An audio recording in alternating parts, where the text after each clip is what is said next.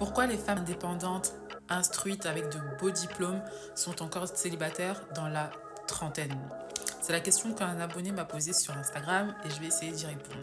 Les femmes indépendantes et autonomes le sont sur le plan intellectuel, financier, matériel, professionnel, ainsi de suite. Donc on est arrivé à un niveau où aujourd'hui les femmes arrivent à être les égales de l'homme sur tous les plans que j'ai cités précédemment.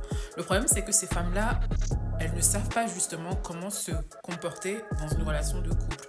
Donc quand tu vas vers un mec qui voit que tu as déjà tout, un vrai homme, il va pas avoir peur parce que tu as tout le confort matériel entre guillemets. Ce qui va l'effrayer, c'est que tu ne puisses pas le laisser être l'homme dans votre couple. Et souvent il y a des femmes en fait, elles n'arrivent pas à se positionner en tant que femme.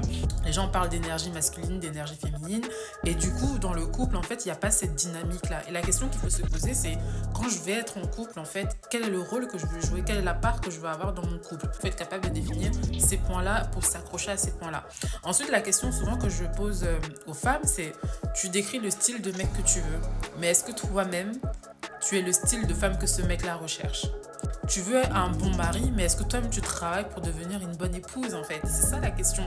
Parce qu'il y a plein de femmes qui restent sur leurs acquis, se dire que ce sont que les hommes qui doivent faire les efforts, et elles ne font pas des efforts, et les années s'égrènent, le temps file, elles se retrouvent toujours dans la même position. Donc moi je parle toujours de remise en question, c'est très important. Avant de se plaindre qu'on ne plaît pas aux hommes, qu'on n'attire pas les hommes, qu'on n'arrive pas à se poser, il faut d'abord se remettre en question et se dire qu'est-ce que je fais de bon, qu'est-ce que je fais de mauvais. Et le dernier point que je voudrais souligner, je précise bien que je fais des généralités, ça à prendre au cas par cas, c'est juste des généralités de ce que moi j'ai pu observer et de ce que je pense. Il y a aussi des situations où les femmes sont beaucoup dans une posture de supplication, donc les mecs sont mauvais, les hommes sont méchants, j'en ai marre, je suis fatiguée. Déjà quand vous êtes dans une posture comme ça et que vous allez en date, le gars en face de vous, il capte cette énergie, en fait, cette énergie négative. Si déjà dans votre célibat, vous êtes en souffrance permanente, vous êtes tout le temps aigri dans votre célibat, vous êtes tout le temps désespéré dans votre célibat, vous ne donnez pas envie à l'homme d'aller plus loin, de creuser, en fait. Vous allez en date, vous ne souriez pas, vous avez le visage serré. C'est juste pas possible, en fait. Et bien sûr, je ne dis pas que le célibat c'est facile. Évidemment, il y a des moments où c'est compliqué. On aimerait bien avoir une personne à côté de nous qui nous touche, qui nous caresse, qui nous fasse des câlins, une personne avec qui on partage des choses, une personne avec qui on rigole au quotidien.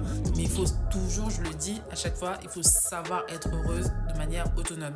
Et ces femmes-là, pour moi, elles sont pas totalement heureuses parce qu'elles ont misé leur bonheur sur les avantages matériels qu'elles ont, sur ce qu'elles ont bâti en termes de matériel et de professionnel, même d'intellect, et pas sur ce qu'elles sont réellement. Donc si tu es célibataire aujourd'hui et que tu as du mal à faire de belles rencontres, de bonnes rencontres, pose-toi la question en fait de savoir qui es-tu réellement. Qu'est-ce que tu recherches? Quel est le type d'homme que tu veux? Qu'est-ce que tu pourrais réellement apporter à cet homme?